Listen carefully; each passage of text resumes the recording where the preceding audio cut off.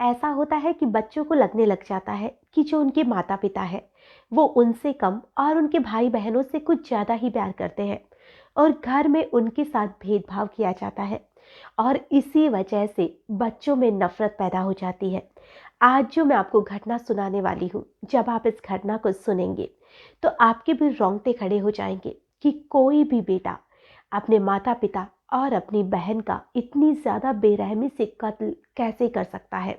आज की जो घटना है वाकई में बहुत परेशान करने वाली है। नमस्कार, आदाब, सत श्री अकाल। मैं हूं नंदिनी यादव।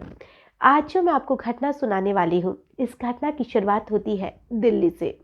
दिल्ली में एक परिवार रहता था और इस परिवार का जो मुखिया था, जिसका नाम राजेश था, जो राजेश था वो फौज से रिटायर्ड थे और उनकी पत्नी थी, उनका एक बेटा और उनकी बेटी थी। 1 तारीख को उनकी बेटी का जन्मदिन था, यानी कि 1 दिसंबर को। और बेटी के जन्मदिन की घर में जो तैयारी थी वो अच्छी खासी चल रही थी। तभी जो बेटा अर्जुन था वो घर में आता है और अपने माँ और अपनी बहन को कहता है कि मैं तो जैसे सोतेला हूँ, बहन का जो जन्मदिन है वो तो इतने अच्छे से मनाया जाता है, कभी तुम लोगों ने मेरा भी जन्मदिन ऐसे मनाया है क्या। वो मम्मी और अपनी बहन को कुछ कह ही रहा था, जितनी देर में उसके पिताजी आ जाते हैं और वो कहते हैं कि बहन के जैसा बनने की कोशिश तो करो।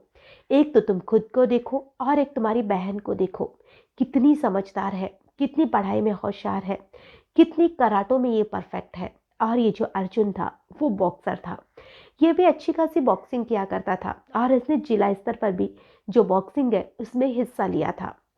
लेकिन जो इसके पिताजी थे वो अर्जुन में हर चीज में कमी निकालते थे और उसकी बहन को हमेशा उससे आगे रखते थे।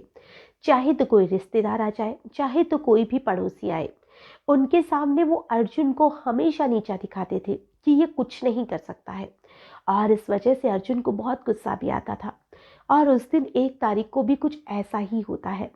तो उसके पिताजी से बहस भी हो जाती है और इस बहस में ही जो उसके पिताजी थे वो अर्जुन को थप्पड़ मार देते हैं। अर्जुन गुस्से से वहां से निकल जाता है और अब उसके दिमाग में एक ही चीज थी कि इन लोगों ने मुझे बहुत ज़्यादा परेशान कर रखा है, इन लोगों को कैसे भी करके मेरी ज़िंदगी से निकालना है। तो अब आती है 4 तारीख। 4 दिसंबर को जो अर्जुन था वो सुबह उठता है। जो ये अर्जुन था वो सुबह सुबह या तो मॉर्निंग वॉक पे जाया करता था और कई बार ये जिम भी चला जाया करता था। सुबह के लगभग 5 बजे थे। जो अर्जुन था वो अपने घर से बाहर निकलता है और बाहर निकलने के बाद में ये थोड़ा सा घर के बाहर निकल के आवाज़ देता है कि माँ दरवाज़ा अंदर से बंद कर लेना। और इसकी जो आवाज़ थी वो इसके जो पड़ोसी एक बुजुर्ग आंटी थी उसने भी सुनी थी। और जो अर्जुन था अब मॉर्निंग वॉक के लिए निकल जाता है और ये 7 बजे सुबह वापस अपने घर आता है। जैसे ही ये 7 बजे घर आता है ये बुरी तरह से घर में आते ही चीखने चिल्लाने लग जाता है। और जैसे ही ये चीखता है चिल्लाता है, जो उसके पड़ोसी थे वो भी इकट्ठा हो जाते हैं और सभी लोग देखते हैं कि जो ग्राउंड फ्लोर है उस पे इस अर्जुन की जो बहन है उसकी लाश पड़ी हुई है और उसकी गर्दन को पूरी तरह से काटा हुआ है और उसे कंबल से ढका हुआ है। अब इसके जो घर वाले थे वो फर्स्ट फ्लोर पर जाते हैं, जो पुलिस वाले थे या अड़ोसी पड़ोसी थे वो फर्स्ट फ्लोर पर जाते हैं और वहां जाने के बाद में देखते हैं कि फर्स्ट फ्लोर पर जो उसके पिताजी थे उसकी भी लाश पड़ी हुई थी, इसकी माँ की लाश थी वो भी वहीं पड़ी हुई थी। सभी लोग उन तीनों की लाश को देखकर बुरी तरह से डर जाते हैं क्योंकि तीनों को ही धारदार हथियार से काटा गया था। हर एक इंसान बस यही सोच रहा था कि इस परिवार की तो किसी से दुश्मनी भी नहीं थी, इसके जो पिताजी थे वो भी रिटायर हो चुके थे, सब कुछ सही था, शांति थी। फिर आखिर में इतनी बेरहमी से इन 3 लोगों का कत्ल कौन कर सकता है। अब जो पुलिस थी वो वहां आती है। पुलिस आसपास के लोगों से भी पूछताछ कर रही थी। जो आसपास में सीसीटीवी कैमरे लगे हुए थे उन्हें भी पुलिस खंगालती है। तो उसमें पता चलता है कि कोई भी व्यक्ति उनके घर की साइड तो जैसे आया ही नहीं था। 2-3 बुजुर्ग थे जो बस उधर टहल रहे थे, लेकिन वो भी घर की साइड नहीं आते हैं।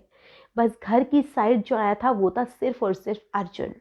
अब जब अर्जुन से पुलिस पूछताछ की कोशिश करती है तो एक पुलिस वाले की नज़र उसके हाथ पर पड़ती है, जहां पर हल्का सा कट का निशान था। अब जो पुलिस वाले थे वो उससे पूछते हैं कि तुम्हारे हाथ पर ये चोट कैसे आई। तो वो इधर उधर की बातें बनाने लग जाता है। कभी वो बोलता है सब्जी काट रहा था तब उसका हाथ कट गया, कभी वो बोल रहा था कि मैं कुछ और काम कर रहा था जिसकी वजह से शीशा उसके हाथ में चुभ गया। अब पुलिस वालों का जो शक था वो यकीन में बदलने लग जाता है। अब तक पुलिस वालों ने सीसीटीवी कैमरे भी खंगाल लिए थे, तो पुलिस को पूरा विश्वास हो चुका था कि इन सारी हत्याओं के पीछे सिर्फ और सिर्फ अर्जुन का हाथ है। अब पुलिस वाले अर्जुन से पूछते हैं कि ये तो हमें पता चल चुका है कि इन 3 लोगों को तुमने ही मारा है, लेकिन अब वजह बता दो। तो जो अर्जुन था वो अब टूट जाता है और वो बहुत ही आसानी से अपना गुनाह भी कबूल कर लेता है। अर्जुन कहता है कि इस घर में हम 4 सदस्य थे, हम 2 भाई बहन तो थे, लेकिन यहाँ पर ऐसे लगता था जैसे कि मैं उनका सोतेला बेटा हूँ। हर बार मेरे साथ भेदभाव किया जाता था। मेरी बहन को बहुत ज़्यादा तवज्जो दी जाती थी, लेकिन मुझे हमेशा डांटा जाता था। यहाँ तक कि मेरे पिताजी मुझ पर हाथ भी उठा लेते थे। हर बार मेरे साथ भेदभाव किया जाता था और यही चीज़ मुझसे बर्दाश्त नहीं होती थी। मैं बॉक्सर बनना चाहता था, लेकिन मेरे पिताजी हमेशा पढ़ाई के लिए मुझ पर दबाव डालते थे। जो मेरी बहन थी, वो जूडो कराटे जानती थी। उसको तो पढ़ाई में भी रुचि थी और वो कराटे भी सीखने में रुचि रखती थी, लेकिन मेरी पढ़ाई में रुचि कम थी। इसलिए मुझे मेरे पिताजी हर चीज में सुनाया करते थे, हर किसी के सामने मेरी बेइज्जती किया करते थे और ये चीज मुझसे बिल्कुल बर्दाश्त नहीं हुई। और यही मेरे बहन के जन्मदिन पर हुआ था, जिस दिन में मेरे घर वालों ने मुझे बहुत सुनाया था। यहाँ तक कि मेरे पिता ने मुझ पर हाथ पे उठा लिया था और मैंने उसी दिन सोच लिया था कि इनका ये जो खेल है वो मैं खत्म ही कर दूंगा, चाहे तो मैं अनाथ रह जाऊं। मैं तो वैसे भी अनाथ ही हूं कि मेरे माता पिता सिर्फ मेरी बहन को ही अपना मानते हैं। तो अब मैं पूरी तरह से ही अनाथ बनना चाहता हूँ और इसीलिए मैंने, जब मैं मॉर्निंग वॉक पर गया, सबसे पहले मैं अपनी बहन के पास ग्राउंड फ्लोर पर गया। वहीं पर मैंने मेरी बहन के ऊपर मारने की कोशिश की, वार करने की कोशिश की। जो उसके पिता को आर्मी में एक चाकू मिला था जो हथियार के लिए था, वही चाकू घर में रखा हुआ था और उसी से उसने अपनी बहन पर वार करने की कोशिश की। हालांकि जो उसकी बहन थी उसने काफ़ी विरोध किया। वो जूडो कराटे बहुत अच्छी तरह से जानती थी। उसने बहुत देर तक उसे लड़ाई करी, लेकिन फिर भी वो हार जाती है, क्योंकि इधर अर्जुन के पास में हथियार था और उसने अपनी बहन की गर्दन पर वार किया और उस गर्दन को काट दिया। फिर वो ऊपर जाता है और वो दूसरी बार अपने पिता पर वार करता है। उसने अपने पिता की भी गर्दन को 3-4 बार में ही काट दिया था और उससे उनकी मौत हो गई थी। अब तक जो उसकी माँ थी वो बाथरूम में नहा रही थी और नल की वजह से आवाज उस तक नहीं पहुंची थी। लेकिन जैसे ही उसकी माँ बाहर निकलती है और वो उसके पिता को इस हालत में देखती है और देखती है कि अर्जुन ही उसके पिता पर वार कर रहा है, वो बचाने के लिए दौड़ती है। तब तक जो अर्जुन था वो अपनी माँ पर भी वार कर देता है और वो अपनी माँ की भी इसी तरह से गर्दन काट देता है। अब तीनों लोगों को वो मारता है। उसके बाद में वो बड़े आराम से मॉर्निंग वॉक के लिए निकल जाता है और वहाँ पर 2 घंटे तक वो घूम के आता है। फिर वापस में आकर रोने धोने का नाटक करता है। अब जो पुलिस थी वो अर्जुन को अरेस्ट कर चुकी है और हर एक इंसान की जुबान पर एक ही शब्द है कि खुद का सगा बेटा अपने माता पिता और अपनी बहन को इस तरह से कैसे मार सकता है। अगर उसे लगता था कि उसके घर वाले उसके साथ भेदभाव कर रहे हैं, तो वो घर से दूर जाकर भी तो रह सकता था। वो कहीं दूसरी जगह जाकर नौकरी कर लेता या जैसे भी वो अपनी लाइफ थी उसे जी सकता था। आज उसे जेल की हवा तो बिल्कुल नहीं खानी पड़ती, लेकिन अर्जुन ने ऐसा नहीं किया। उसे तो बस अपना बदला लेना था कि उसके घर वाले उसे कम मानते हैं और उसकी बहन को बहुत ज़्यादा मानते हैं। उसने गुस्से में ये पूरा कांड तो कर दिया, लेकिन इसकी जो सजा है, ना जाने वो कितने साल तक चुकाएगा, कितने साल उसे जेल की हवा खानी पड़ेगी। आज की जो कहानी है, इसे सुनाने का हमारा उद्देश्य ना किसी को परेशान करना है, ना ही किसी का भी दिल दुखाना है।